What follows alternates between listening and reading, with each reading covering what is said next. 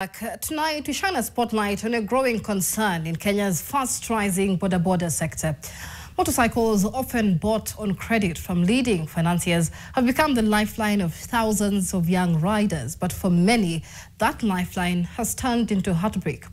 Riders say their bikes are being stolen under mysterious circumstances. Sometimes it's just before they clear their loans, and with trackers that often fail to work when needed the most. Our reporter Fatuma Bugu has been following the trail of stolen dreams, debt and despair in Kilifi and Mombasa in our reports. In the busy streets of Mombasa and Kilifi town, motorbikes are not just a means of transport. They are means of survival for many young men. But that survival for some has been brutally cut short. In 2023, Dennis Omondi took a loan with Watu Credits. He bought a motorbike's plate number KMGK457T, a tool he believed would secure his future. He paid a deposit of 33,000 shillings, and every week he faithfully paid 2,854 shillings.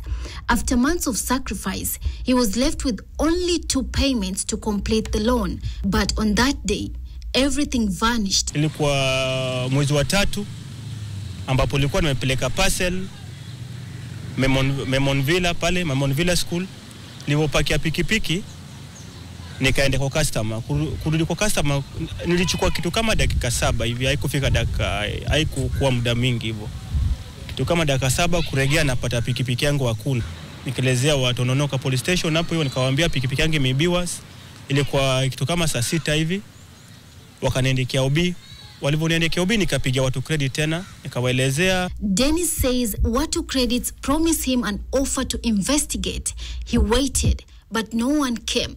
Instead, he was told he could be given a second-hand motorbike and will still have to repay little by little. That bike also never came. So inakuwa vipi tena sahi? Mimi nimelipa pikipiki hadi nakaribia kulipa, kisha mwanifanyia hivi.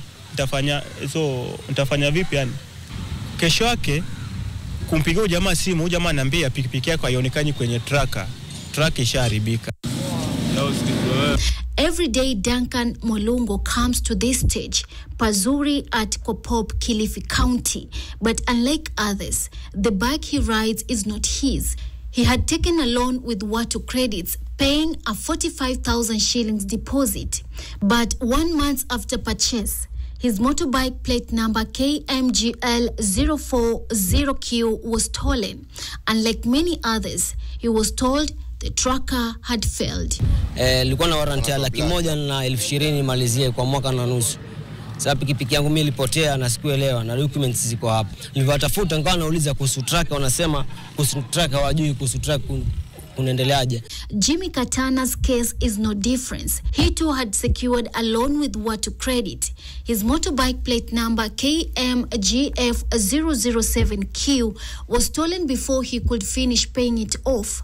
When he reported the case, he too was told a simple answer: the tracker isn't working. Bike yangu hata sasa bado sijepata na kufuatilia. Watu Credit hawafuatilii. Hadi saa hii sina kazi, niko hivyo tu mtaani. Itraki wanasema sijui haionekani, sijui sikupata jibu. He was left with nothing, and now he has to depend on his friend's bike, a ride for a small percentage just to survive. We took Jimmy to the Kilifi Watu Credits office to get his documents, a place where he had secured his loan. But the doors of Watu Credits were no longer there. Instead, the name had changed, replaced with Mogo for Parliament. These are not just individual tragedies, but signs of a deeper crisis in the Boda financing systems.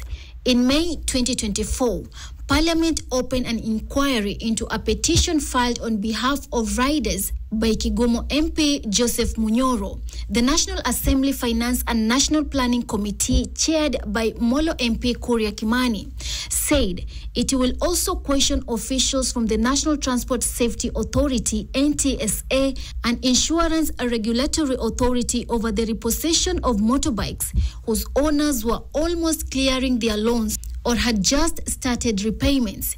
The committee wanted Watu Credit Limited, Mogo Motorcycle Kenya, Joy Inc. Group, 15 Minutes, and My Boda to appear before it. Wakikuwa na tumaskari wao kwa ground wanakuja wajua hapo kulikuwa na CCTV. Na mimi mwenyewe pale hivyo nilikatazwa sisi na CCTV mpaka nikuje na mtu wa Watu Credit ili wanifungule CCTV. Na huyo jamaa alivyomweleza hivyo, wewe njoo tutafunguliwa CCTV yake, alikataa kuja. The MP was shocked by the scale of losses and frustrations, but for people like Dennis, Jimmy and Duncan, those are not just numbers in a report. They are daily realities of dreams stolen and justice still out of reach. When we reached out to Watu Credit, they acknowledged our inquiry. In a written response, their representative Alfred Nganga from Oxygen PR in Nairobi confirmed they had been alerted of our investigation. Watu Credit dispute the claims made, saying the company was found to support entrepreneurs and contribute to social and economic development across Africa. For many, the story is heartbreakingly similar. They start with hope, fueled by the promise of owning their own motorcycle after years of hard work. But when theft strikes, often just before the loan is fully cleared, the dreams collapses. The allegations, if true, paints a grim picture of young people struggling to escape poverty, but are instead being pushed deeper into it, their aspirations stolen alongside their bikes. And as the border sector continues to grow, questions arise about accountability, regulations and protection for the thousands of young riders powering Kenya's transport system. How are companies safeguarding their clients? Why are the trackers failing? And who will guard for the dreams of this youth? Fatma Bugu, NTV from Mombasa County.